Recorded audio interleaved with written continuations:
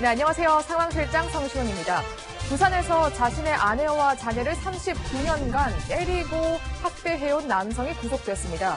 지옥 같은 삶을 견디다 못해서 가족이 남편을 고소한 건데요. 가족들의 이야기를 직접 들어봤습니다.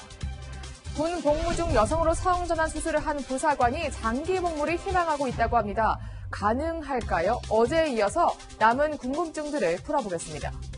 가수 김건모 씨가 경찰 조사에서 해당 유흥업소에 간 건 맞지만 배트맨 티는 입지 않았다고 주장했습니다. 본격적인 진실 공방에 들어간 성폭행 의혹을 연예 상황판에서 따져보겠습니다. 네, 사건 상황실을 여러분과 함께 만들어갑니다. 혹시 궁금한 점이 방송을 보시다가 생기시면요. 여기 나와 있는 SNS로 남겨주시면 되겠습니다. 그럼 오늘도 힘차게 출발합니다.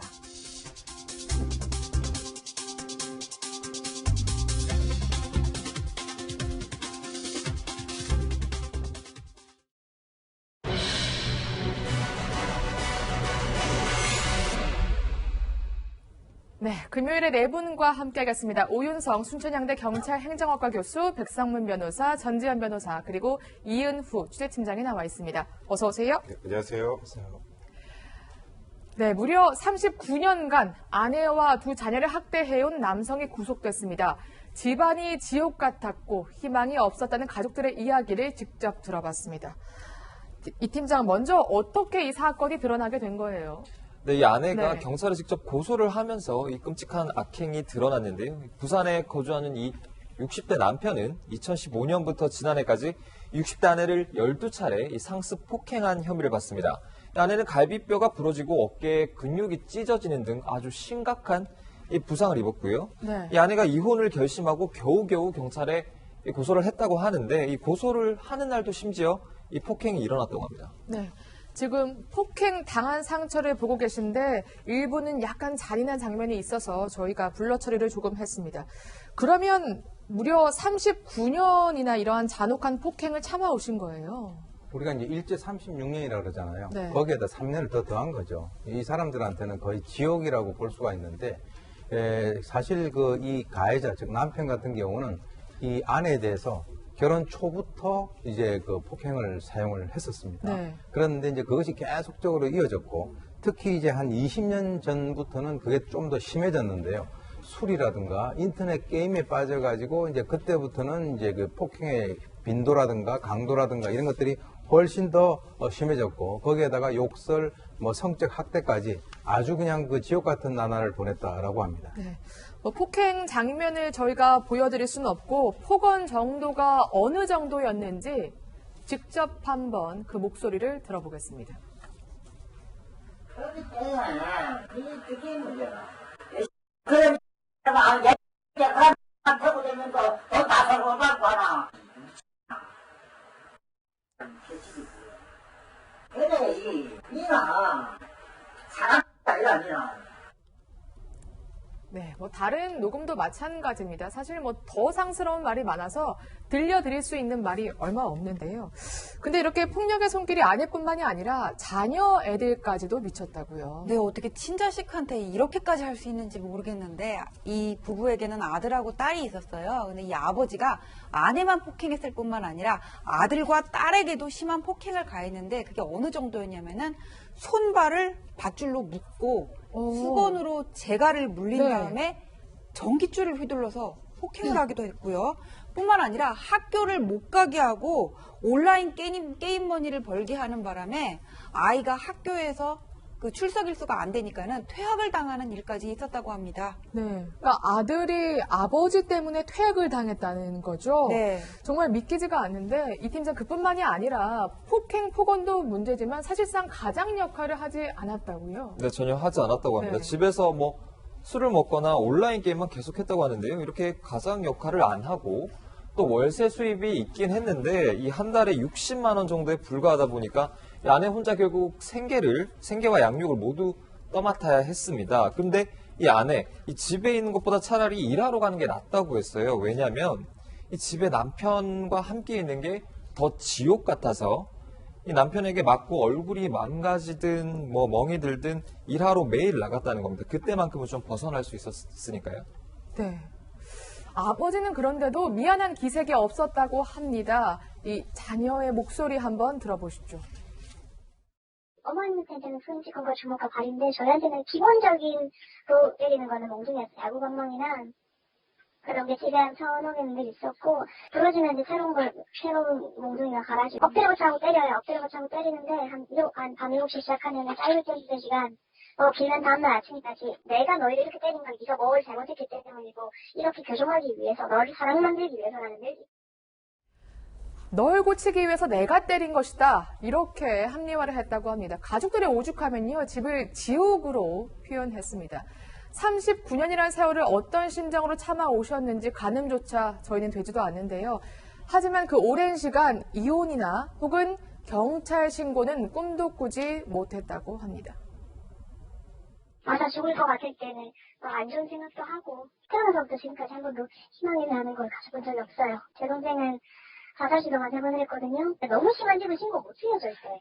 아빠는 합의 이유는 안 해줄 사람이거든요. 엄마를 죽이는 죽였지. 엄마 너는 이 집에서 살아도 못 나간다는 말을 되게 많이 하셨어요. 진심으로. 너나 엄마나 살아서 못 나간다. 이렇게 말해왔으니까 사실상 신고하거나 이혼 소송은 엄두도 못 냈겠네요. 그렇습니다. 네. 이제 사실 이 가정폭력에 있어서의 가해자 같은 경우는 자기의 어떤 존재 목적은 가정폭력을 통해서 자신의 어떤 가족들을 통제할 때만 느끼는 것이고요. 또 이제 반대로 그 피해자들 같은 경우는 오랜 기간 동안 이렇게 폭력을 당하면 어떤 생각을 먹게 되냐면 아 정말 내가 잘못해서 우리 아버지가 저렇게 화가 났구나. 그리고 이제 맞지 않고 하루를 넘기면은 자기에 대해서 굉장히 행운이다 이렇게 생각을 하는 그런 경향이 네. 있습니다. 그리고 이제 내가 얼마나 맞을 짓을 했으니까 저렇게 나를 때리겠나 이렇게 생각이 되고요. 그러니까 즉 다시 말해서 이 가정이라고 하는 것은 보금자리인데 보금자리에 가면은 거기에 맹수가 있는 거예요. 그렇기 때문에 이 사람들 같은 경우는 거기에서 벗어날 가능성이라든가 이런 것에 대해서는 전혀 생각을 해보지 못했는데 이번 같은 경우도 이 피해자인 어머니가 이혼을 결심을 하고 이제 네. 변호사라든가 가정폭력 상담센터에 가니까 이런 방법이 있다라고 하는 얘기를 듣고 그때 이제 내가 39년 동안 어떻게 보면은 이렇게 헛살았구나. 내 자식에게도 이런 어떤 피해를 물려줄 그럴 가능성이 있구나라고 해서 이번에 본인이 느끼셔서 문제가 된 것이죠. 또 자녀들도 아무래도 30대가 되다 보니까 더욱더 용기를 내신 것 같습니다. 아버지 엄벌이 요구하는 탄원서도 냈다고요. 그러니까 사실 조금 전에 말씀하셨지만 이 아내 입장에서 39년 이 기간 동안 지옥처럼 생활할 수밖에 없었는데 늦었지만 지금이나마 고소를 하게 돼서 다행이라고 생각하고요. 이 아이들에게도 폭행을 휘둘렀던 정도가 아까 전 변호사 말씀하셨던 것처럼 우리가 상상하기도 어려운 정도 수준 아니었겠습니까? 네. 가출하고 돌아오면 이제 너무 힘들어서 집에 나가서 가출하고 돌아오면 온몸 묶어놓고 또 폭행을 하기도 했고 안방 창문도 다 가려놓고 폭행을 했으니까 이 아이들이 생각했던 이 집은 지옥이었습니다. 말씀하셨던 것처럼 이 집 자녀들도 이제 30대가 다 된 상황이었기 때문에 네. 이 어머니가 이제 작년 11월에 이제 고소를 하고 이제 이 아버지에 대해서 정말 엄벌에 처해달라는 이 탄원서를 썼는데 이 탄원서의 내용 지금 나오고 있습니다만 저 탄원서의 내용만 봐도 이들이 얼마나 평생 동안 고통을 받았는지 알 수 있을 것 같습니다. 그렇죠. 단 10분도 마음 놓고 웃어본 적이 없다고 합니다. 변호사님, 지금 이 가해 남편이 일단 구속이 됐고 검찰로 넘어간 상황인데 가장 중요한 건 재판 과정에서 합당한 죗값을 치르는 거 아니겠습니까? 네, 이제 상습 네. 상해 혐의로 구속 기소가 됐다고 얘기를 하는데 지금 이 가족들도 엄벌해달라는 탄원서를 냈다고 하잖아요. 가정폭력 같은 경우에는 그 공동체가 깨지지 않기를 바라기 때문에 피해자라고 하더라도 엄벌해달라는 것보다는 한번 용서해달라는 탄원서를 내는 경우가 좀 많기는 해요. 네. 그런데 이렇게 39년 동안 자식들이 얼마나 고통스럽게 당했으면은 이런 탄원서까지 냈을까 하는 생각이 드는데 당연히 이거는 양형 기준에서 고려가 됩니다. 합의를 하지 못하고 이런 탄원서를 냈다는 거는. 다만 문제가 뭐냐면은 이런 가정폭력 사건의 경우에도 일반 형법상의 그런 양형 기준으로 해가지고는 그 선고를 내릴 수밖에 없는데 상해 같은 경우에는 상습적으로 이루어지고 범행에 취약한 피해자를 대상으로 이루어져가지고 형이 가중된다고 하더라도 이게 얼마 안 돼요. 그냥 3년이 안 되거든요. 그러니까 이 양형 기준 자체가 우리나라가 그렇게 높지가 않기 때문에 이게 지금 우리가 지금 심정적으로는 어떻게 아버지가 이럴 수 있을까 하지만은 네. 우리가 생각하는 것보다는 형이 덜 나올 수도 있어요. 그러면 아주 부정적으로 생각하면 집행유예 형도 나올 수 있다는 아니, 말씀이신가요? 집행유예는 안 될 것 같아요. 왜냐하면 39년이나 3명의 가족이 너무 고통스럽게 이게 학대를 당했고 협박이라든지 강요, 네. 상해죄까지 있기 때문에 집행유예는 안 되겠지만은 그 형량이 우리가 생각하는 것보다는 낮을 수 있다는 것이다. 얘기예요. 그러면 지금 가족들이 지금 두려워하는 보복도 가능할 수 있다는 얘기인데 좀 어떻게 막을 수 있는 방법이 없을까요? 사실 지금 이 남성에게 어느 정도의 형이 내려질지 그거는 이제 뭐 우리가 재판 결과 봐야겠습니다만 전전 변호사 말씀하셨던 것처럼 집행유예는 아닐 거고 실형이 네. 선고될 텐데 문제는 그게 평생이 아니잖아요. 그리고 이 남성이 지금까지 가족들에게 39년간 해왔던 행태를 보면 이 집에선 살아나가지 못한다라는 협박까지 계속 지속해왔고 그렇죠. 본인이 지금 잘못했다는 것보다는 이 자녀들과 아내가 본인을 고소해서 이렇게 됐다고 생각했기 때문에 보복 가능성이 굉장히 높거든요. 네. 그래서 사실 이런 그 사건이 발생을 하면 분노에 그칠 게 아니라 그 다음에 이 가족을 어떻게 보호할지 이에 대해서 고민을 많이 해야 될 텐데 지금 현실적으로 가능한 건 접근금지 명령을 받는 것 정도. 네. 거기에다가 이제 경찰에서 이제 스마트워치 같은 걸 지급을 해서 신변보호 정도를 해주는 것 정도일 텐데 사실 사회에서 지금 이런 부분들에 대한 분노를 넘어서서 네. 어떻게 이 가족을 지켜줘야 될지에 대한 그런 진지한 고민이 필요할 때가 아닌가 싶습니다. 네, 알겠습니다. 그럼 바로 다음 사건으로 출발해 보겠습니다.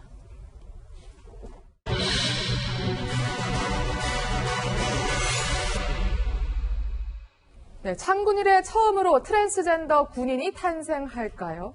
휴가 중 성전환 수술을 받고 온 전차 조종수가 계속 군복무를 하고 싶다고 밝혀서 파장이 아주 거셉니다. 어제에 이어서 남은 쟁점들을 좀 정리해 보겠습니다.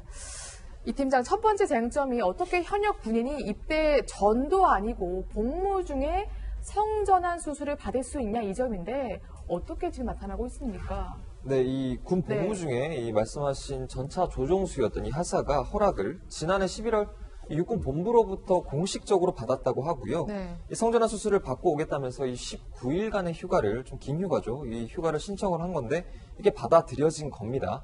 지난해 7월 직속직관에게 처음 이제 여자가 되고 싶다 이렇게 털어놓은 뒤에 4개월 만에 공식적으로 좀 실행에 옮긴 거고요. 이 육군 본부 측은 수술 후에는 네가 수술을 받고 오면 군복무가 좀 어려울 수 있다. 그건 알고 있느냐 이렇게 고지를 했다고 하는데요. 그래도 이 성전환 수술에 대한 이 군인의 의지는 꺾을 수가 없었고 결국 지난해 말 육군 본부 측이 허가를 내줬다고 합니다. 네. 일각에서는 수술을 하기 전에, 그러니까 휴가 전에 수술을 막든지 혹은 전역시켜야 되는 게 아니냐. 왜냐면 그 군 복무 기간 중에서도 계속해서 성정체성 혼란을 호소해 왔거든요.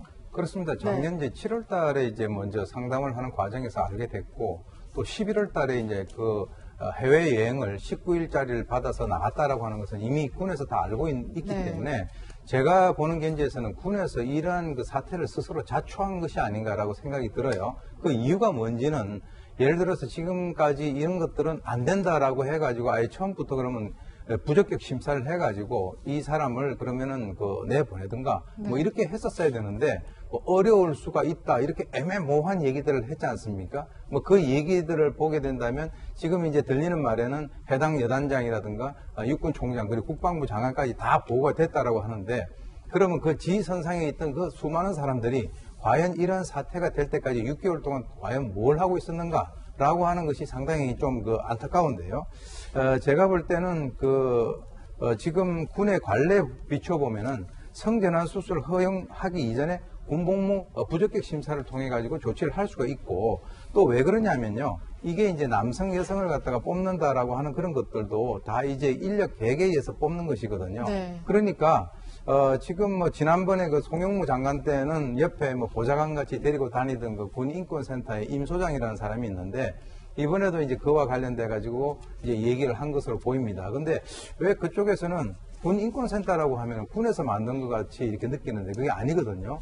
그 사람들은 가만히 있다가 이런 일만 있으면은 나와가지고 기다렸다는 듯이 이제 군을 흔들어대는데 네. 제가 볼 때는 군이 스스로 자초한 그런 부분도 있어요. 그러니까 아예 처음부터 안 된다라고 얘기를 하고 그 부적격 심사를 통해 가지고 네. 그 사람이 조치를 해야 되는데 다 뭐 호르몬 조치도 해주고 또 뭐 거기 성전환 수술을 하러 가겠다는데 여행 허가도 다 내주고 난 뒤에 지금 와가지고 지금 이런 문제를 왈가불가한다라고 하는 것 자체가 상당히 그 조치를 잘못하고 있는 것이 아닌가라고 생각이 들어요. 네, 알겠습니다. 일단 지금 휴가 허락을 받았고 결국에는 성전환 수술을 받고 왔습니다. 또 한 가지 이 하사 측이 요구하는 게 자신은 군 복무를 끝까지 하고 싶다, 더 하고 싶다 이건데요. 그리고 특히 건강에 문제가 없다, 할 수 있다는데 군 생각은 좀 다른 것 같아요. 양측의 입장이요. 네, 일단은 지금 이 하사는 이제 군에 다시 복귀하고 싶다를 넘어서서 여군으로 복무하고 싶다라고 얘기를 하고 있습니다. 일단 여군 측에서 지금 이 분을 받아들일 수 있을지도 좀 문제가 있긴 할 것 같은데요. 이제 문제는 이제 육군본부에서 22일 날 이제 전역심사위원회를 열어서 이제 전역 여부에 대해서 이제 결정을 할 텐데, 이제 가장 핵심이 되는 건 이 성전환 수술이 군복무 능력을 상실할 정도의 신체 훼손이 되느냐. 네. 이제 그 부분이 이제 쟁점이 될 텐데요.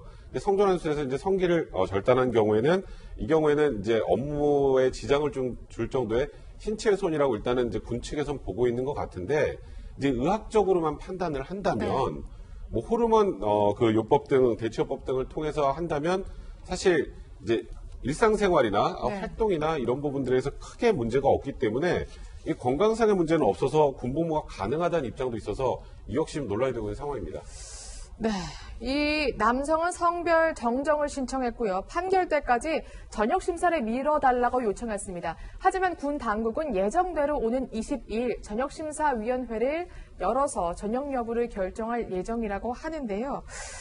사실 만약 전역 결정이 나더라도 현재 하사 측은 행정소송이나 헌법소원을 내겠다 이렇게 밝히고 있습니다. 결국 소송으로 갈 가능성이 많은 것 같은데 변호사님, 그래서 아예 모금까지 현재 진행이 되고 있다면서요? 네, 맞습니다. 지금 이게 만약에 이제 군에서 전역으로 결정을 하게 되면 그거에 대해서 받아들이지 않고 그에 대한 취소 소송을 제기를 하겠다는 건데, 이제 과거에 이제 피우진 그 전 국가보훈처장 같은 경우에도 2002년에 이제 유방암에 걸려서 2006년에 이제 강제 전역이 됐거든요.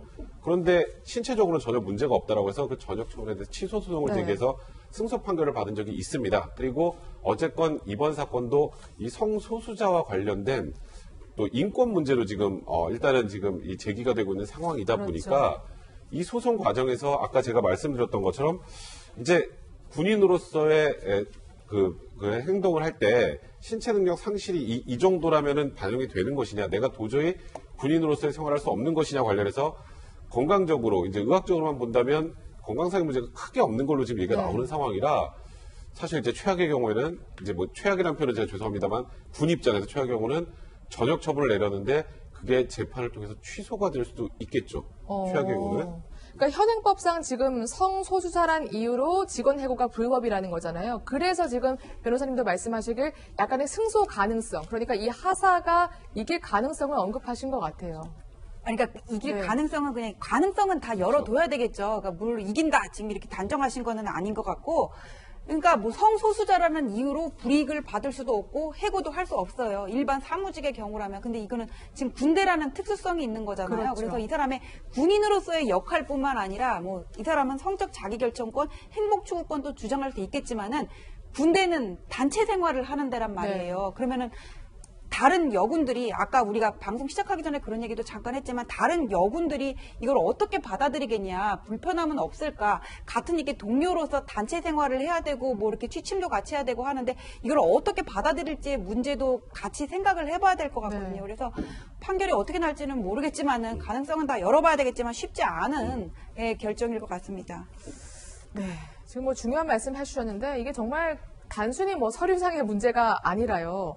정말 성전환을 해서 만약에 정말 여군으로 입대했을 때 과연 다른 여군들이 그걸 받아들일 수 있느냐, 이건 또 다른 문제잖아요. 두 가지가 있죠. 이제 지금 본인은 그 계급 그대로 유지를 하면서 자기는 군복무 하겠다라고 하는 것인데, 아까 말씀하신 대로 일단 나갔다가 다시 여군으로 들어오는 그런 방법도 있겠죠. 그런데 시절이 수상하니까 별별 문제들이 다 나오는 것 같습니다. 지금 우리 군대가 이 시점에 이런 주제를 가지고 논란을 할 그럴 정도의 뭐 어떤 그 한간대냐, 저는 그렇게 개인적으로 생각을 하는데요.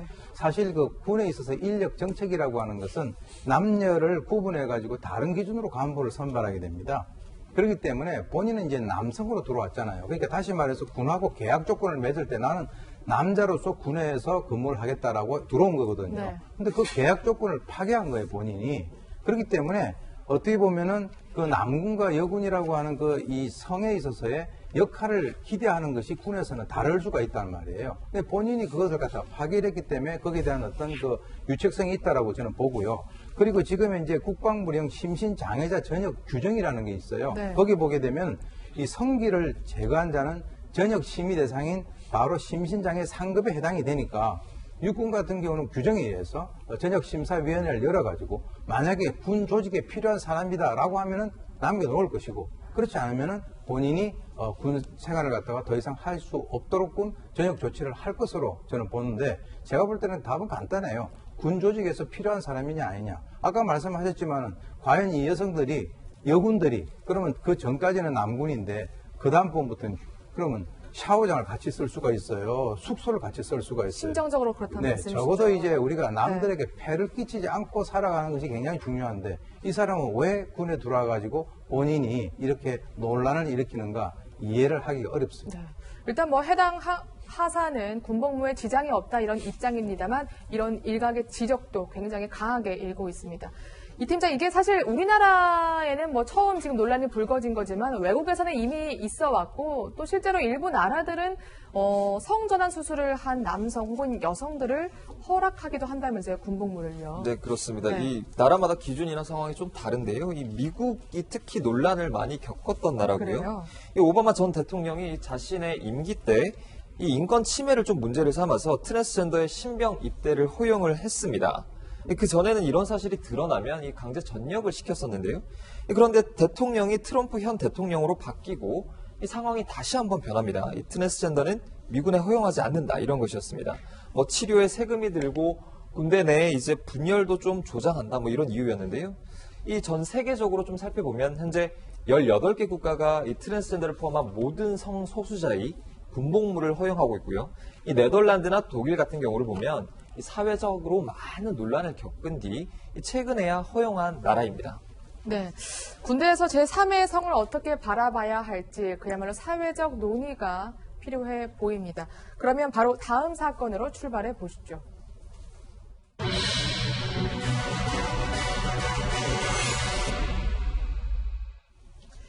네, 남편이 감쪽같이 모르게 아내가 남편 명의의 부동산을 담보로 무려 11억 원을 대출받아 빼돌렸습니다. 이 당사자가 직접 가야 대출이 가능할 텐데 이게 어떻게 가능했을까요? 한번 사건을 알아보겠습니다. 이 팀장, 가짜 남편이라도 데리고 간 건가요? 네, 진짜 가짜 남편을 데리고 갔는데요. 정말요? 네. 2018년 12월에 일어난 일입니다. 60대 부가 서울 서초동의 이 법무사 사무실에 가서 이 남편 명의 토지와 건물을 담보로 주고 이 대출업자한테 11억 원을 대출을 받습니다. 그런데 알고 보니 이 데려간 이 남편이 진짜 남편이 아니라 남편과 똑 닮은 이 가짜 남편이었던 겁니다. 서류도 모두 가짜였고요. 그래서 이게 적발이 돼서 아내는 재판에서 징역 2년을 선고받았고요. 이 가짜 남편에겐 징역 1년 6개월이 선고가 됐습니다. 네.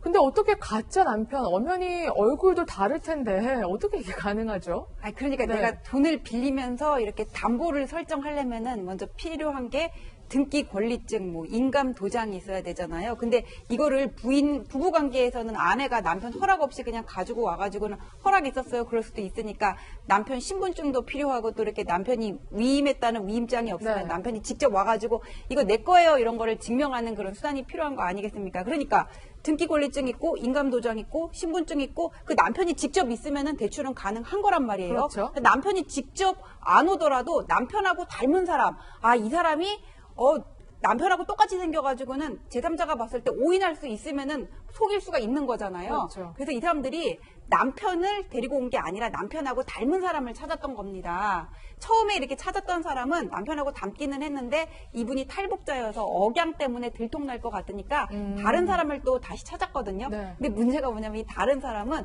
문맹이었대요. 오, 글을 읽고 못 쓸 줄을 읽으셨구나. 몰라가지고는 문제가 또 하나 발생하긴 했습니다. 네.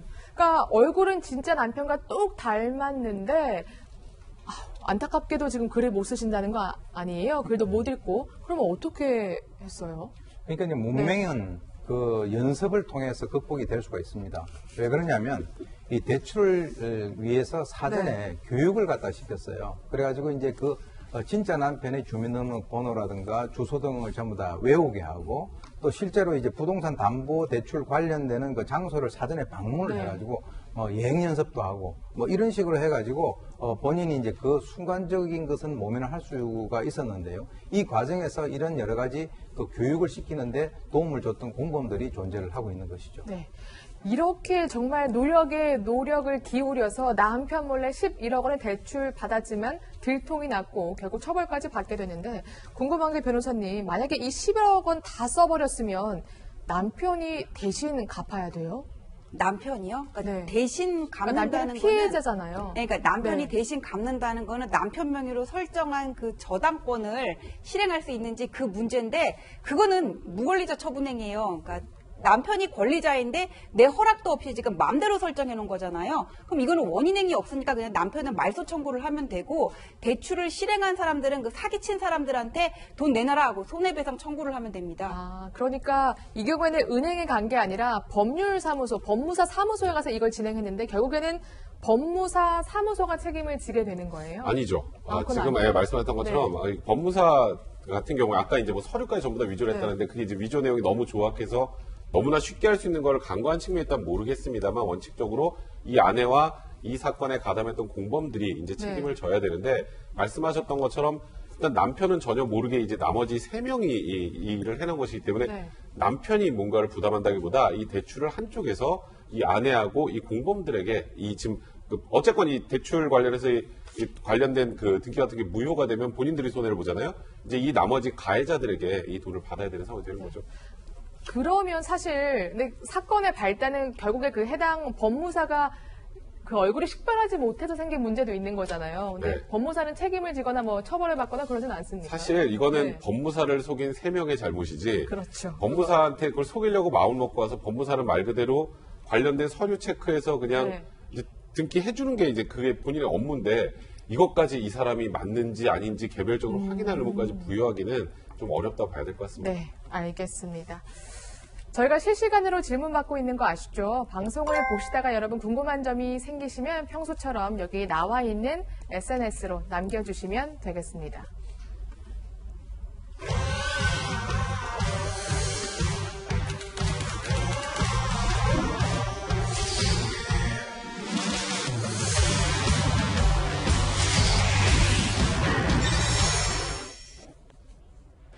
태그를 보면 사건이 보입니다. 뉴스 태그 시간입니다. 첫 번째 태그 열어주시죠. 닥터 없는 닥터 헬기. 환자를 응급구조하는 헬기에 의사가 없다? 무슨 말일까요? 우선 이국정 교수가 지난해 저희 스튜디오에 와서 직접 들려준 이야기 한번 듣고 오시죠.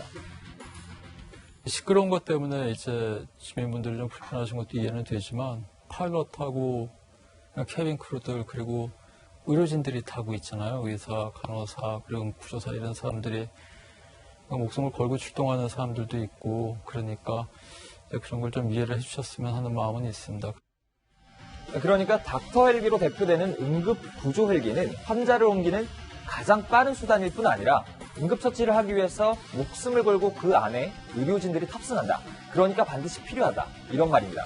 그런데 이국종 교수의 이런 말이 무색하게도 최근 아주대병원에 환자를 이송한 구급 헬기엔 의료진이 탑승하지 않고 있다는 사실이 드러난 겁니다. 연관 태그로 살펴보시죠. 네, 이국종 자리 비운이 의료진 탑승 0, 의료진이 탑승하지 않았다. 이거 한번 묶어서 살펴보시죠. 이국종 교수가 의료원장과의, 그러니까 유희석 의료원장과의 갈등 등으로 해외 훈련을 떠난 지난해 12월. 아주대병원으로 중증 외상 환자를 이송하기 위해 헬기가 10번 출동을 했는데요. 이때 의료진은 단 한 번도 탑승을 하지 않았다는 겁니다. 이 교수가 자리를 지켰던 지난해 1월에서 11월에는 의료진 탑승 비율이 절반을 넘었던 것과 이 확연히 대조가 되죠. 아무리 헬기가 빠르다고 해도 의료진의 전문적이고 신속한 응급처치가 없는 닥터 헬기는 이 안고 없는 찐빵이겠죠. 일각에선 이 교수가 자리를 비우자마자 이런 일이 생긴 건 이 아주대병원 측이 외상센터를 운영할 마음이 없다는 것을 단적으로 보여주는 것 아니냐 이렇게 지적을 하는데요. 이 채널A가 입수한 녹취에는 이 병원 측과 이 교수 간의 헬기를 둘러싼 갈등이 갈등이 그대로 드러나기도 했죠. 외래 볼 때 보면 소리가 장난이 아닌 건 사실입니다. 한잔하게 얘기를 할 수가 없어요. 헬기 소음이 시끄럽다고 막 저한테 뭐라고 다정하시는데 그럼 제가 그거 어떻게 하겠습니까? 병원 측은 헬기에 왜 의료진이 탑승하지 않았는지 확인하고 있는 것으로 알려졌습니다. 다음 태그, 뻑하면 욕입니다. 이 교수는 최근 한 매체와의 인터뷰에서 유희석 아주대 의료원장이 자신한테 뻑하면 욕을 했다. 그러니까 정말 자주, 일상적으로 욕을 했다고 작심하고 털어놨는데요. 이 원장이 자신의 욕설이 담긴 녹취가 처음 공개되자 오래전 이 교수의 근태와 진료 태도에 관해 야단친 것뿐이다 라고 해명한 것에 대해서 이 교수가 이렇게 반박을 한 겁니다. 또 이 교수는 만만한 애들한테 욕하기로 유명하고 복지부 직원들이 있는데도 유희석 의료원장이 그 앞에서 욕을 했다. 이렇게 구체적인 상황을 언급하기도 했는데요. 우리나라 최고의 유명의사인 이 이국종 교수도 직장 내 상사와의 갈등을 피해갈 수는 없었던 모양입니다. 야수대 의대 교수회는 아예 이를 직장 내 괴롭힘으로 규정을 하고 유 원장에게 병원을 그만두라고 요구한 상태입니다. 지금까지 뉴스탭이었습니다.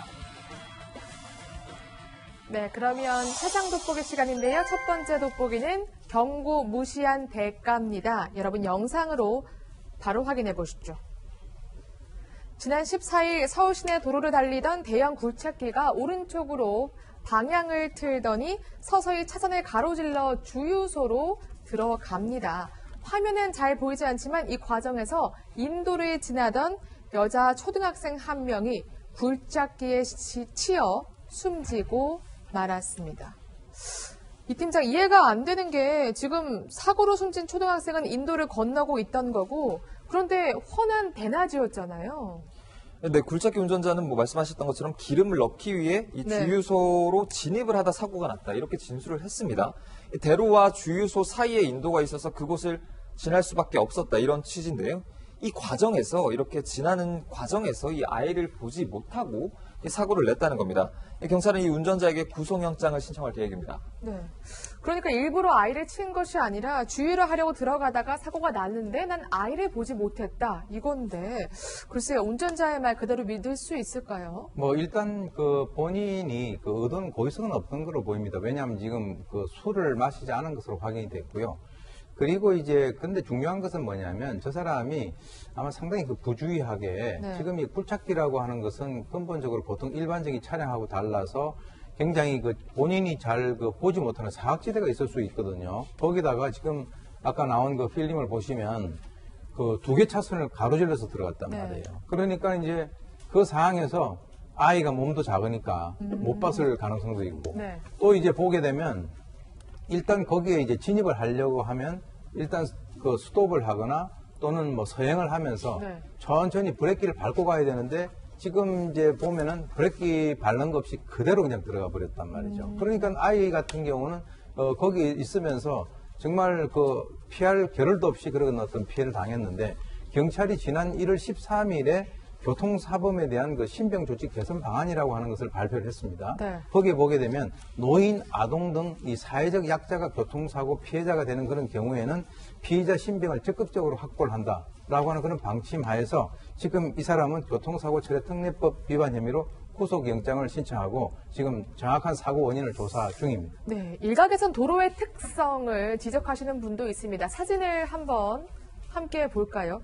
이 주유소가요, 보면 차가 올라올 수 있도록 만들어 놓은 도로변보다 더 안쪽에 위치해 있습니다. 그렇다 보니까 약간 차량과 보행자가 좀 섞일 수밖에 없는 구조예요. 네, 그렇죠. 우리나라가 그렇게 국토가 넓어가지고 주유소 하나만 이렇게 딱 떨어져 있는 것도 아니고 보면은 가다가 이렇게 인도 안으로 들어가가지고는 거기 가서 주유를 하게 돼 있거든요. 그러다 보니까는 사람들이 그냥 아무 생각 없이 지나다닐 수 있는 인도 위를 차가 지나가야 되는데 그래서 이렇게 인도 걷다가 갑자기 차가 이렇게 주유소 앞으로 지나가가지고 깜짝깜짝 놀란 경험들 다들 있으실 것 같은데 문제는 이게 뭐냐면은 운전자랑 보행자랑 서로 주의를 해야지 어떻게 법적으로 규제를 할 수는 없어요. 왜냐하면은 주차장이 있는 건물이라든지 저런 주유소 같은 데는 처음에 저거를 설립을 할 때 영업 신고를 할 때 그 앞에 있는 도로 부분까지 같이 도로 조명 허가를 받거든요. 이렇게 차들이 드나다닐 수 있도록. 그래서 법적인 문제는 없습니다. 네. 그러면 100% 굴착기 운전자의 과실이라고만 볼 수는 없을 것 같은데 결국엔 예견된 비극이었다 이런 지적이 나오네요. 네, 맞습니다. 지금 이곳에 뭐 주의 표지판 같은 게 있는데 그 차량 통행 때문에 잘 보이지도 않고요. 또 인근 주민의 얘기를 들어보니까 몇 년 전에도 거의 이번 사건과 동일하게 네. 굴착기에 의해서 한 여성이 사망했던 사고가 있었다고 합니다.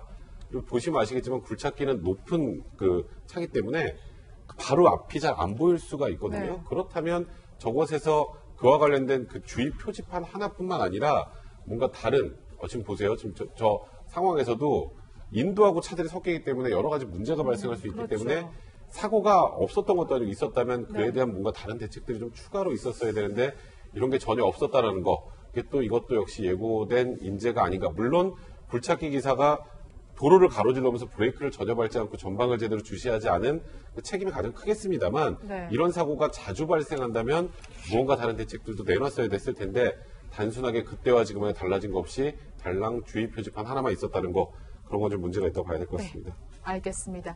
그럼 바로 이어서 두 번째 돋보기를 좀 확인해 보겠습니다.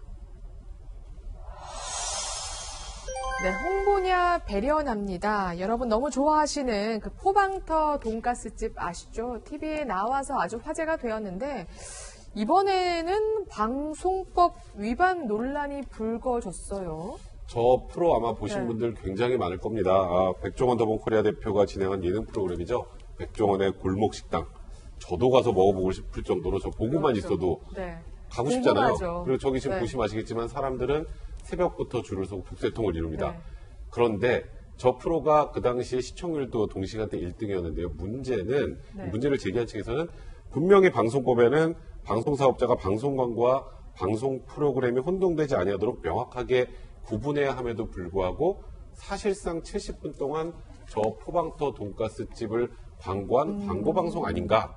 그러니까 이건 사실상 이 방송법 위반이 아닌가라는 지금 논란이 있는 겁니다. 그러니까 방송 70분 내내 저 돈가스 집이 어떻게 새로운 곳에 가게를 그렇죠. 이제 열었고 또 돈가스가 얼마나 맛있고 또 뭐 그 반응까지 줄이 엄청 서고 이런 내용들을 집중 보도하 보니까 사실상 방송이 아니라 이건 홍보다 광고다 이런 논란이 인 건데 특히 포방터 돈가스 새로 지금 이전한 곳의 위치 때문에 더 논란이 불거지는 것 같아요. 그러니까 그 위치가 네. 백종원 대표가 호텔을 이렇게 제주도에서 운영을 하고 있는데 그 옆이에요. 근데 거기 보면은 이 돈가스집뿐만 아니라 이제 백 대표가 운영을 하는 뭐 커피집, 파스타집, 짬뽕집, 고깃집 이런 다른 식당들도 다 있거든요.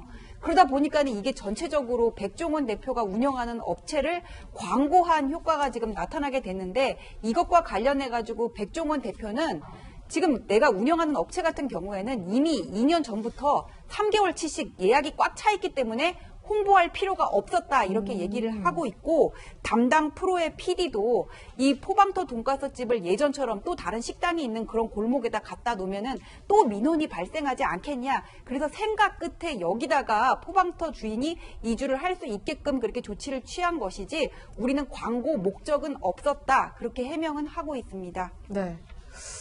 어쨌든 백종원 대표가 나름 배려를 한 건데 일각에서는 결국에는 이 백종원 거리를 조성하는 게 아니냐 다 같이 좀 위인 그런 전략을 쓴 게 아니냐 또 이런 지적이 나오네요. 물론 이제 그 백종원 씨 측에서는 그런 그 의도는 없었다. 순수하게. 왜 그러냐면 이제 지금 이 그 포방터 같은 경우가 서울에 있을 때 그쪽 제주도로 내려가게 된 가장 근본적인 원인이 지난번에도 저희가 한번 다뤘습니다만은 인근에 있는 다른 그 식당 주인들의 약간의 은근한 그런 그 견제가 있었다라고 하는 그런 얘기도 있지 않았습니까? 그러다 보니까 이제 제주에 가가지고 만약에 또 어디에 자리를 잡으려고 한다면 그 근처에서도 또 약간 견제가 들어올 가능성이 있기 때문에 지금 이 백종원 스트리트라고 하는 위치 자체가 좀 네. 약간 좀 외진 곳이라 그래요. 그렇기 때문에 이제 이 사람이 즉 백종원 씨가 갖고 있는 그 호텔이라든가 그쪽에 있는 여러 식당들이 있는 그 근처를 자리 잡았다라고 하는데 뭐 그렇게 되면은 또 다른 어떤 식당이라든가 이런 관광 명소가 된다라고 하는 그런 측면에서는 일종의 낙수 효과도 있긴 있겠지만 이 윈윈이라고 하는 그런 윈윈 차원에서는 또 뭐 긍정적인 그런 면도 있는데 어쨌건 좌우간 이것은 방송법과 연관된 그런 문제를 제시를 하는 것이니까 현실과 이제 법적 사이에 있어서의 적절한 그런 어떤 균형을 이루어야 될 거라고 봅니다. 네. 백종원 대표 그야말로 가는 곳마다 또 하는 것마다 많은 화제와 논란을 불러오고 있는데요. 이러한 방송을 하는 것에 대해서 이렇게 해명을 하기도 했습니다. 명단에서 제 생각에는 좀 골목 식당을 좀 자제를 해줬어요. 타격을 입었다고 대부분 말씀을 하시는데 타격을 입은 게 상대적인 빈곤인 거지. 기존에 매출에서 줄었어요? 네. 얼마나? 한 50% 정도 줄었죠. 말도 안 돼. 제가 골목식당을 이때까지 하면서 장사하시는 분들이 보면서 끄덕끄덕거려 주길 바라기만 하는 거예요. 내가 힌트 줘서 득볼 게 뭐 있어. 특정한 가게 살리려고 하는 게 아니에요. 정말 특정 가게를 살리려는 것이 아니다. 요즘 어딜 가나 백종원 대표의 얼굴 볼 수 있죠. 백 대표 개인적으로는 이런 논란이 굉장히 부담스러울 것 같아요. 백 대표가 이 한 매체 인터뷰에서 이렇게 말을 했어요. 이 방송을 하면 필연적으로 좀 더 착한 척, 공익을 위하는 척을 해야 된다. 아무래도 그렇지 않습니까? 네. 그러다 보면 성격이 좀 진짜 선하게 그렇게 바뀌는 것 같다. 이게 자기가 방송을 좋아하는 이유다. 그리고 내가 그렇게 행동을 했을 때 사람들이 나를 착한 사람, 그리고 공익을 위하는 사람으로 바라보는 그 타인의 시선, 그것도 좋다고 밝혔어요. 그런데 요즘 일어나는 논란들은 이 백 대표가 뭐 방송을 광고로 이용한다, 사익을 취한다 이런 거잖아요. 이런 논란들이 결코 그래서 이 반가운 일은 아닐 것으로 짐작이 됩니다. 네. 포방터 돈가스집 그리고 백 대표를 둘러싼 논란들 잠시 한번 짚어봤습니다. 그러면 다음 돋보기 확인해 보시죠. 네, 참 비싼 1인분인데요. 변호사님, 어떤 1인분이죠? 그러니까 어떤 분이 네. 1인분을 시켰어요. 무슨 1인분이냐면 동태탕 1인분을. 네. 근데 이제 매장 그 사장님이 식당 측에서 동태탕 1인분씩은 안 나가는데요. 그래서 벌어졌던 일인데 이분이 왜 이렇게까지 화를 내는지를 살펴보면은 동태탕 1인분만 시킨 게 아니라 돼지갈비 2인분도 같이 시켰거든요. 그러니까 꽤 많이 시킨 거예요. 근데 왜 3인분씩이나 이렇게 시켰으면은 동태탕 1인분 정도는 호의로라도 해줄 것 같는데 해줄 줄 알았는데 안 해준다고 하니까 이분이 화가 나셨나 봅니다. 그러면서 니들이 뭔데 음식을 안 해줘 이러면서 30분간 소란을 피워서 손님들을 내쫓고 왜 그리고 돼지갈비 먹는데 보면은 이렇게 환기구 내려와 있잖아요. 네. 테이블마다 그걸 휙 올려가가지고 연기가 팍 차게 해가지고 식당에 있는 손님들이 다 나가게 만들었다는 거예요. 아유. 근데 동태탕 1인분이 되는 데가 별로 없지 않나요? 왜 이게 동태탕이라 그러면은 부글부글 이렇게 버너에다가 이렇게 많지 않죠, 예, 이렇게 사실 브루스타에다가 1인분이면. 이렇게 딱 제가. 냄비 위 놓고 그렇게 나오잖아요. 그러면 동태 넣고 미나리 넣고 무 넣고 뭐 이것저것 넣다 보면 1인분을 좀 만들기가 힘들 것 같은데 이분이 너무 격분을 하셔가지고는 그 식당 주인도 좀 황당하시지 않았을까 생각이 드네요. 네. 물론 남의 영업장에서 그렇게 연기 피워가면서 손님 내쫓은 건 명백한 영업 방해입니다.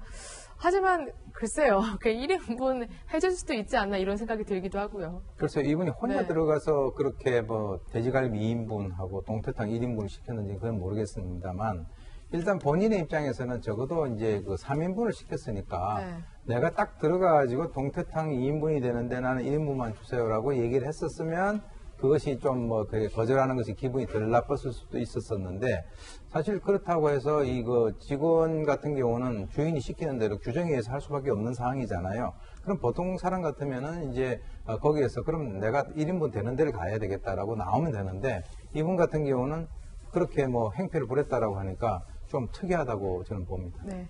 사실 이게 남의 이야기 같지가 않은 게 요즘 혼밥 그리고 혼술하는 사람들 굉장히 늘고 있잖아요. 그런데 아무래도 식당 측에서는 이익이 안 남는지 1인분은 안 팝니다. 이렇게 써붙여놓은 곳이 은근히 있더라고요. 근데 그게 주로 네. 관광지에 그렇지 않아요? 그냥 제가 많이 다니는 뭐 오피스 주변이라든지 여기 광화문 주변 동선을 보면은 2인분 이상만 돼요. 그런 데는 요즘은 많이 없어졌어요. 그러니까 메뉴에 따라서 좀 그런 것 같아요. 메뉴에 따라서 뭐 감자탕 1인분은 안 되고 동태탕 1인분은 안 되고 그런 거는 있지만은 무조건 그냥 혼자서 먹는 거를 그러니까 내가 4인 테이블 혼자 차지하고 앉아서 밥 먹기가 미안해서 못 들어가는 거지 무조건 2인분 이상만 되는데요. 그런 데는 많이 줄어든 걸로 보이거든요. 식당에서 1인 손님 안 받겠다 이러면은 그거는 뭐 따를 수밖에 없는 거죠. 뭔가 그렇죠. 어긋나거나 그런 거 아닌 거죠. 네, 맞습니다. 네. 사실 식당 업주 입장에서 한번 생각을 해보면 조금 전에 말했던 뭐 동태탕이나 감자탕 보통 이제 그거는 이제 뭐 아예 1인분으로 나온 게 따로 있습니다만 감자탕은 대중소로 해서 2, 3인 이상이 이제 먹어야 되는 상황이잖아요. 근데 아까 말씀하셨던 것처럼 4인 테이블에 혼자 앉아서 1인분을 먹으면 식당 입장에서도 손해가 많이 날 수밖에 없죠. 그러니까 이걸 식당에서 왜 1인분을 안 파느냐라고 뭐라고 하기엔 좀 문제가 있는데 다만 요즘에는 조금 전에 전전문에서 말씀하셨던 것처럼 워낙 혼자 밥 드시는 분들이 많습니다. 그러니까 식당 측에서도 혼자 앉아서 먹을 수 있는 칸막이 뭐 테이블이나 맞아요. 또 1인분을 파는 그 음식 개발이나 좀 이런 것들을 많이 하고 있는 추세고요. 일단 식당 입장에서 그럼에도 불구하고 우리 식당에서 이런 뭐 음식, 뭐 동태탕이나 이런 특정한 음식들은 1인분씩 하면 수지가 안 맞는다고 결정을 해서 그렇게 판매를 하는 그걸 문제 제기하기엔 좀 문제가 있는 거죠. 네. 다시 본론으로 좀 돌아와 보겠습니다. 이 동태탕을 시켰던 손님이 그야말로 1절만 했으면 좋았을 텐데 지금 손님들 다 내쫓은 다음에도 행패를 또 부렸다고요. 네, 이 같은 날 네. 오후에 이 가게에 또 전화를 걸었는데 이 전화를 건 횟수가 일단 좀 놀라워요. 이 80분 동안 40번 정도를 이 전화를 걸었다고 합니다. 뭐 식당 업무 방해, 이 명백한 것이죠. 네. 이 종업원에게 이 전화를 하면서 시종일관 전화로 욕설을 퍼부은 이 혐의도 받습니다. 네. 변호사님, 그래서 결국에는 처벌받았다면서요? 그러니까 지금 일단 이 사람이 2018년 1월에도 거의 유사한 혐의로 징역 8개월을 선고한 적이 있었어요. 그래요? 이제 그런데 지금 누범 기간에 또 이런 행동을 했으니까 네. 이거는 그냥 이 사람의 황당한 행동 수준을 넘어서 말씀하셨던 것처럼 명백한 협박이나 네. 또 업무방해에 해당하는 상황이고 거기다가 음식점의 피해도 꽤 컸죠. 그 이후에 지속적으로 또 전화까지 했으니까 네. 이번에는 그 징역 8개월보단 더 형이 중하게 나올 수밖에 없는 그런 상황입니다. 네, 알겠습니다. 그럼 오늘의 마지막 코너 연예 상황판 순서로 넘어가 보겠습니다.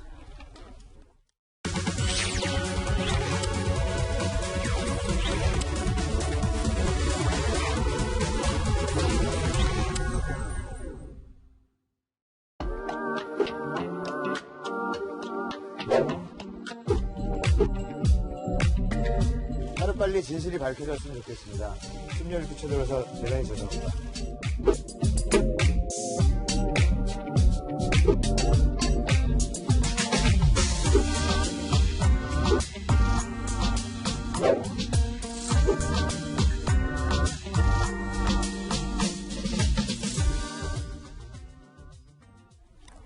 네, 한 주간 대중들의 뜨거운 관심을 받은 연예계 사건 사고를 짚어보겠습니다. 연예 상황판 시간인데요. 오늘도 역시 백현주 동아방송예술대 교수 백성문 변호사와 함께하겠습니다. 어서 오세요. 네, 안녕하세요.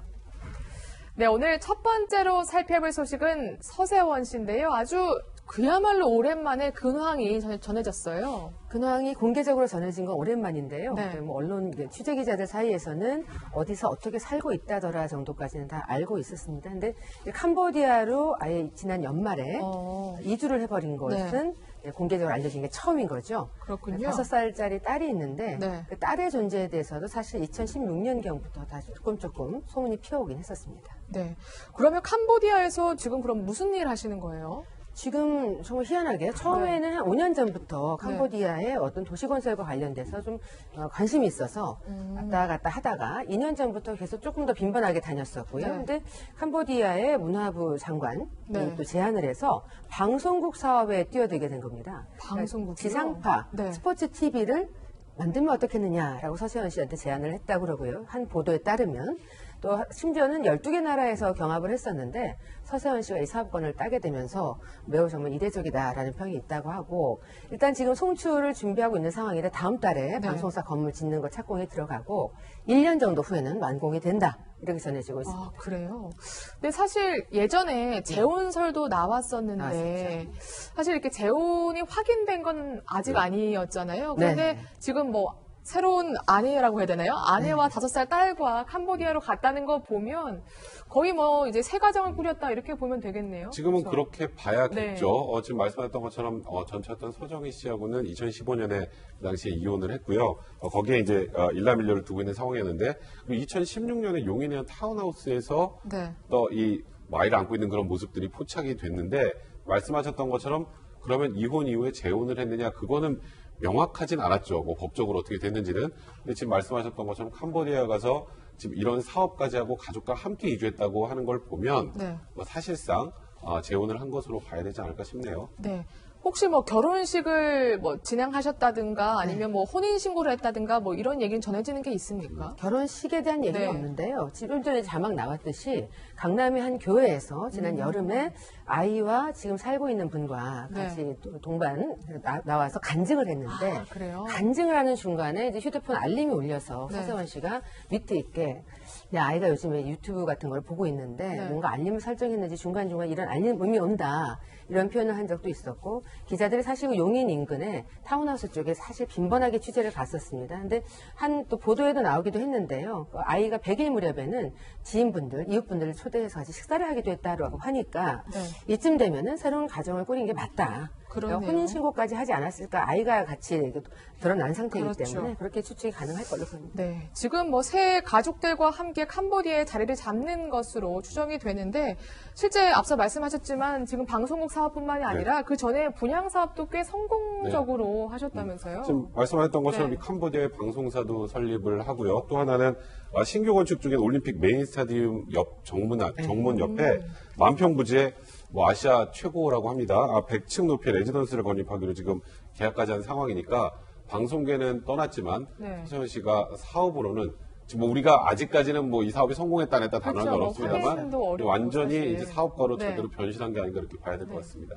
그야말로 사업 수완이 있으신가 이런 생각이 드는데 한국에서도 분양 사업으로 좀 돈을 좀 벌었다 이런 소문이 있었거든요. 진짜입니까? 네. 뜻밖에도 네. 돈이 많이 벌었다라고 해서 저도 취재를 했고요. 근데 서세원 씨를 알고 있는 지인들이 네. 돈 많이 벌었어 이렇게 또 얘기들을 하시더라고요. 아, 근데 그래요? 뭐 50억 대박설도 있었지만 실제로 50억까지는 아닐 것이다라고 이런 전언들이 있고요. 처음에 타운하우스를 19세대를 한 세대당 이제 평형수에 따라서 좀 다르긴 한데 5억에서 6억 선이었고 거기서 정말 잘 돼서 옆에 또 다른 걸 짓는데 거기도 참여했다더라 이런 얘기가 있는 그런 상태입니다. 그렇군요. 모처럼 전해진 서세원 씨 근황 알아봤고요. 이번엔 성폭행 혐의를 받고 있는 가수 김건모 씨 사건 좀 짚어봐야 되겠습니다. 먼저 조사를 받고 나오는 김 씨의 모습을 좀 확인해 보시죠. 경찰에서 성실히 답변했고요. 하루빨리 결과가 하루빨리 진실이 밝혀졌으면 좋겠습니다. 항상 좋은 쪽에 있다가 이런 인터뷰를 하니까 굉장히 많이 떨리네요. 네. 아무튼 성폭행 혐의 부인하십니까?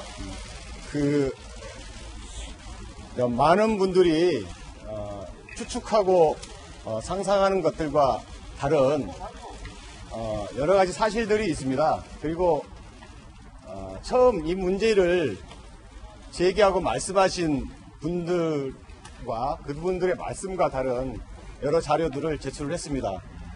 시간이 지나면 아마 진실이 곧 밝혀질 거라고 믿습니다.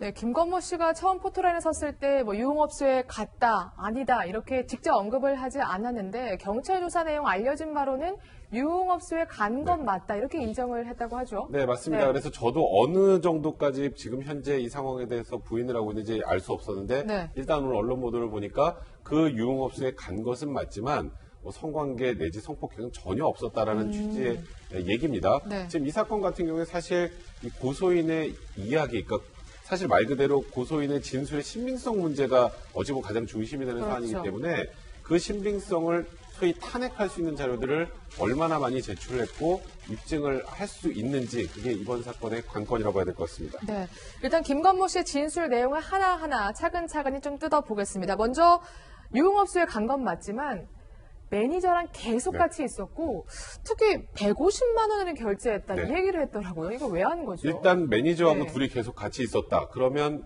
매니저가 같이 있는데 한 여성을 성폭행할 수 있겠습니까? 아, 불가능하죠. 그건 사실상. 불가능하죠. 그러니까 네. 매니저와 함께 있었다는 걸 입증을 했는지는 모르겠습니다만 매니저와 계속 함께 있었다는 게 사실이라면 여성의 진술이 거짓이 될 가능성이 있겠죠. 네.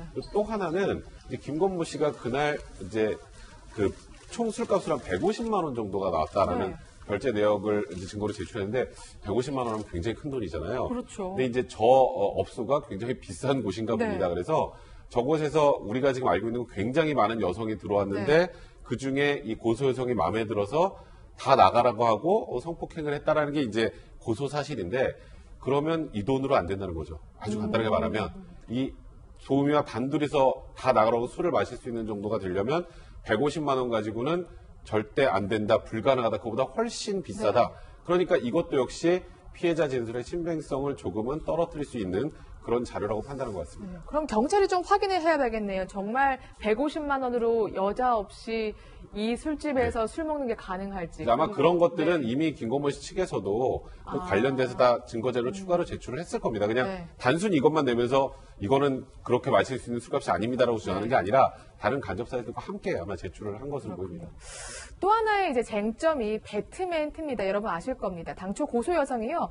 김건모 씨가 자신의 성폭행할 당시 배트멘티를 입고 있었다. 그래서 방송에 배트멘티를 입고 나올 때마다 고통스러웠다. 이렇게 얘기를 했었는데 네. 김건모 씨가 이에 대해서도 입장을 밝혔죠. 반박 증거 네. 자료를 내놨는데요.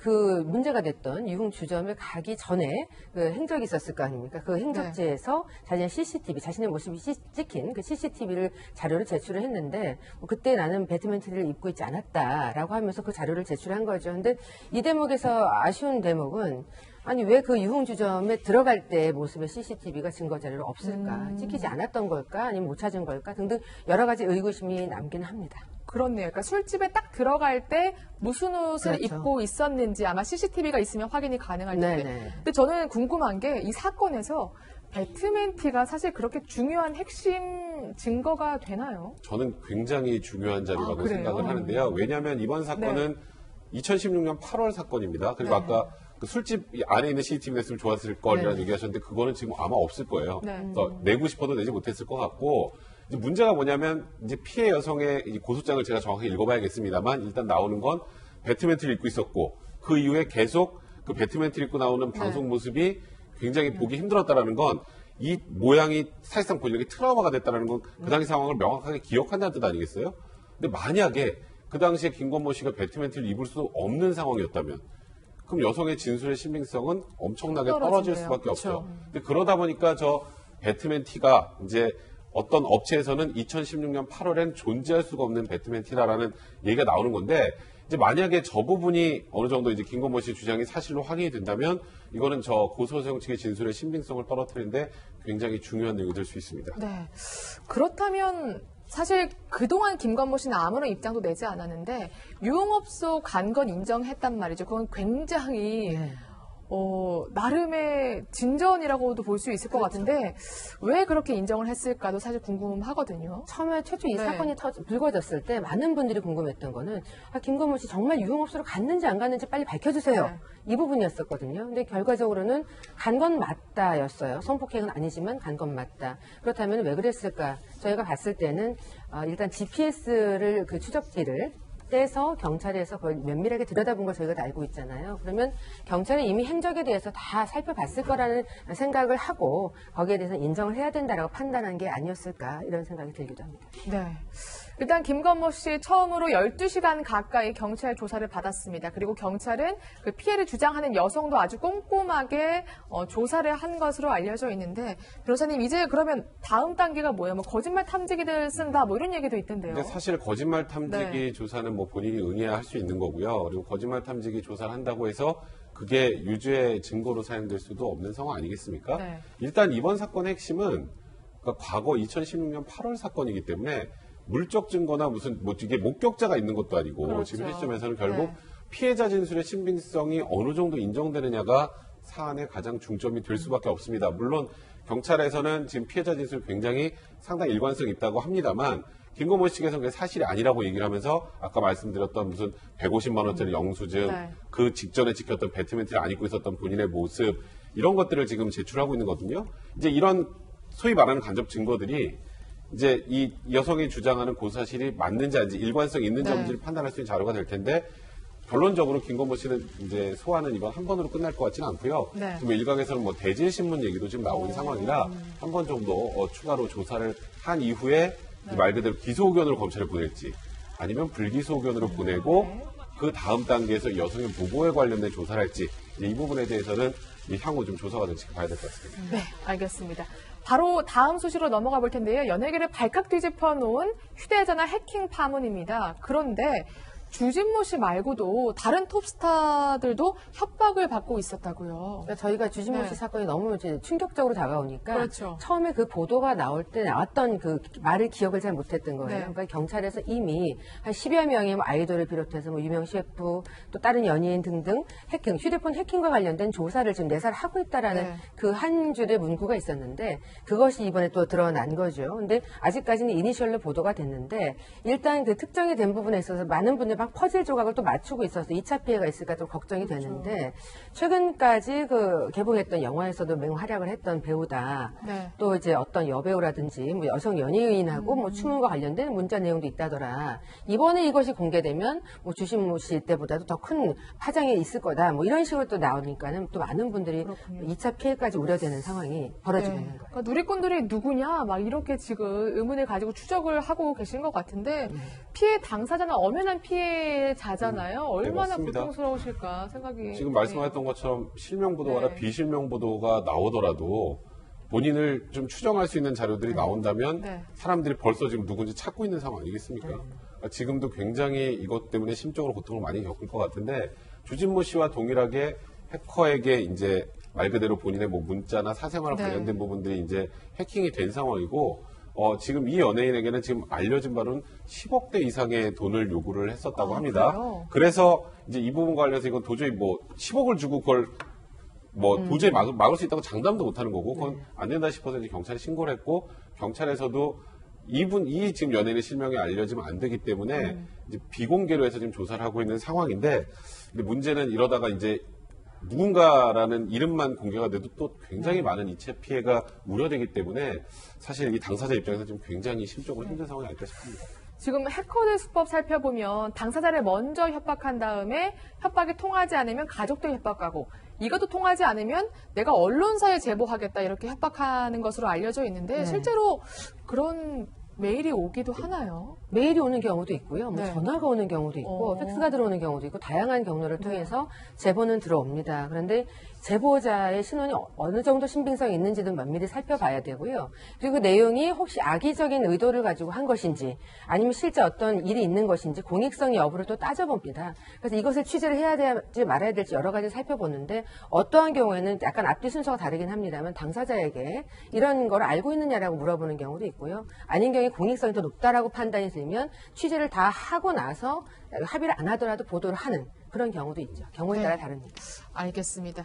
이번엔 분위기를 조금 바꿔보겠습니다. 인기 아이돌 그룹이죠. 여러분도 아실 겁니다. 엑소의 멤버 첸이 깜짝 결혼 발표를 했습니다.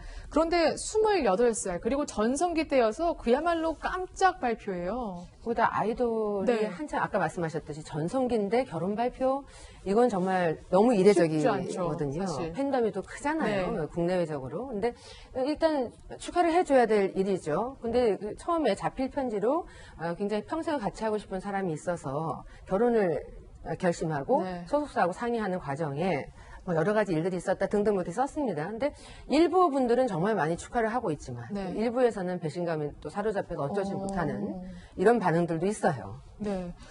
진짜 그런데 정말 이 첸 씨가 속상할 법한 게 그 팬클럽에서 퇴출을 요구한다. 그룹에서 나가달라 이런 네. 성명서까지 냈더라고요. 그러니까 뭐 이제 팬클럽 입장에서는 이 첸 씨가 지금 결혼 발표를 하고 또 아이 임신했다는 얘기까지 네. 그런 얘기까지 하는 거 이 독단적 행동으로 엑소의 팀 분위기를 많이 해쳤다라는 취지 그리고 관련돼서 그걸 우리들은 받아들이지 못한다는 취지로 지금 퇴출을 요구하고 있는데 사실 물론 또 팬의 입장은 또 다를 수도 네. 있겠습니다만 개인으로서 보면 사실 어쨌건 한 가정을 꾸리고 거기다 이제 아이까지 갖게 되는 그런 상황이라면 물론 팬들이 화가 날 수는 있습니다만 일단은 축하해 주는 게 우선이 아닐까 저도 그런 좀 생각이 좀 드네요. 축하해 주셨으면 좋겠는데 저는 그 성명서 내용이 굉장히 조금 무섭기도 하더라고요. 네.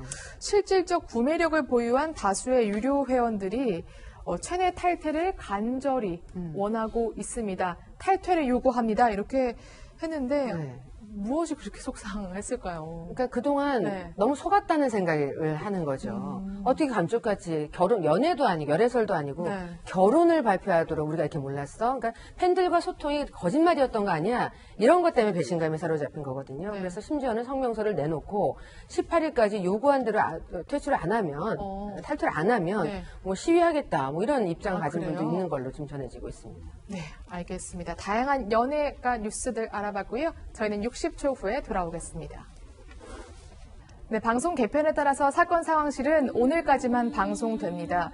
때론 잔혹하고 때론 속상한 사건 사고를 다루다 보니까 보도를 하면서도 마음이 편치 않고 때론 죄송한 마음마저 들 때도 있었습니다. 그러나 그 속에서도 죄를 지은 사람은 결국 벌을 받는다는 것, 또 세상은 다른 사람과 함께 산다는 것, 이 따뜻한 진리를 여러분께 전하고 싶었습니다. 이 소박한 진심이 여러분께 닿았으리라 저는 믿습니다. 한 가지 분명한 건요. 저와 여기 계신 모든 패널들 그리고 여기 나와 있는 제작진 모두는 시청자분들의 사랑을 받아서 너무나 따뜻하고 행복한 시간이었습니다. 그럼 지금까지 함께해 주셔서 정말 고맙습니다. How long will I be with you? As long as the sea is bound to wash upon the sand.